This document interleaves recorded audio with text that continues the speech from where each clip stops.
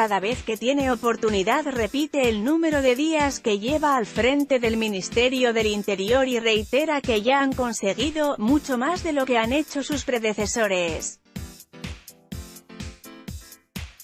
En materia legislativa, Matteo Salvini realmente no ha aprobado aún nada. Los logros de los que presume se basan en una dialéctica agresiva que ha hecho cambiar el humor de Italia.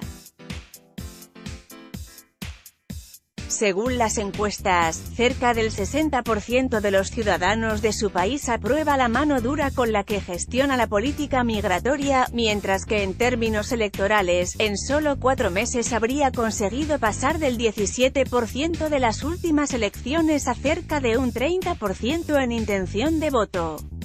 El personaje es de los que despiertan simpatía y odio por igual, por lo que su ejército de detractores es al menos tan numeroso como el de sus seguidores. En las últimas horas, Salvini ha anunciado que ha puesto una querella por difamación contra el periodista y escritor Roberto Saviano. Acepto toda crítica, pero no permito a nadie que diga que ayudo a la mafia, una mierda que combato con todas mis fuerzas, o que diga que soy feliz cuando muere un niño. Cuando es demasiado, es demasiado. Besos, escribió el ministro del Interior y vicepresidente en Twitter. Saviano ha acusado en numerosas ocasiones a Salvini de ser el ministro de la «mala vida», un término que se utiliza para definir al crimen organizado. El escritor antimafia se ha convertido en el enemigo número 1 del político ultraderechista. Tanto que lo ha culpado de las últimas muertes en el Mediterráneo, como consecuencia del cierre de los puertos italianos a los barcos que rescatan migrantes en el mar. Saviano acusa también al líder de la Liga de haber establecido un vínculo con la mafia calabresa para conseguir expandirse en el sur de Italia y de mantener un canal abierto con el presidente ruso, Vladimir Putin. Ahora toca seguir adelante y resistir el avance del autoritarismo, respondió el escritor en sus redes sociales ante la demanda de Salvini. Para el ministro, Saviano es el comandante de un grupo al que define como «radical chic», cuyos intereses coincidirían con una supuesta conspiración liderada por el magnate y filántropo George Soros. Saviano, que actúa como voz de la conciencia en Italia, es quizás el mayor referente intelectual, pero no el único representante de este movimiento contrario a Salvini. En el terreno político, el vicepresidente italiano ha encontrado enemigos incluso entre sus aliados de gobierno. La irrelevancia a la que se ha visto sometida el movimiento 5 estrellas, M5E, ante el empuje de su socio Salvini, ha despertado malestar entre los sectores más izquierdistas del partido de protesta. El presidente de la Cámara de Diputados, Roberto Fico, ha reiterado que abrir los puertos y salvar vidas deben ser prioridades para Italia. También otros ministros nombrados por el M5E, como la de Defensa y el de Exteriores, han tenido sus desencuentros con el titular de Interior. Pero si a alguien le incomodan las formas del líder de la Liga es al presidente de la República, Sergio Mattarella, al que Salvini llegó a pedir ayuda ante una sentencia que condenaba a su partido a devolver al Estado 49 millones de euros por una condena anterior de fraude. El prudente Mattarella ya tuvo que tragarse el sapo de Salvini en el gobierno como mal menor ante el bloqueo surgido tras las elecciones. Las buenas noticias para el ultraderechista es que los adversarios políticos a los que más podría temer están en las instituciones a las que él pertenece, o son sus aliados.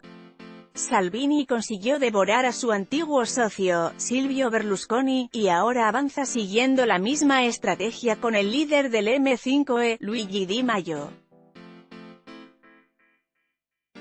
En estos 2 primeros meses de gobierno, la oposición apenas existe. El descrédito de los partidos tradicionales empuja a que sean otros sectores los que se sitúen a la vanguardia de la crítica contra la extrema derecha. Y ahí, en Italia, emerge la presencia de la Iglesia, en un momento, además, en el que el Vaticano se mueve en dirección opuesta. Al Papa Francisco se le consideró como uno de los mayores contrapesos de Donald Trump. Pero con la irrupción en la Europa occidental de Salvini, alumno aventajado del presidente estadounidense, se le acumula el trabajo también en casa. La defensa de los migrantes que ha mantenido el pontífice argentino en estos últimos 5 años ha sido contundente. El jefe del Estado soberano más sigiloso del mundo no puede irrumpir en contra de Salvini, pero sus mensajes siguen hablando claro y sus emisarios aún más. Hace pocos días el secretario de Estado Vaticano, Pietro Parolin, entró directamente en harina.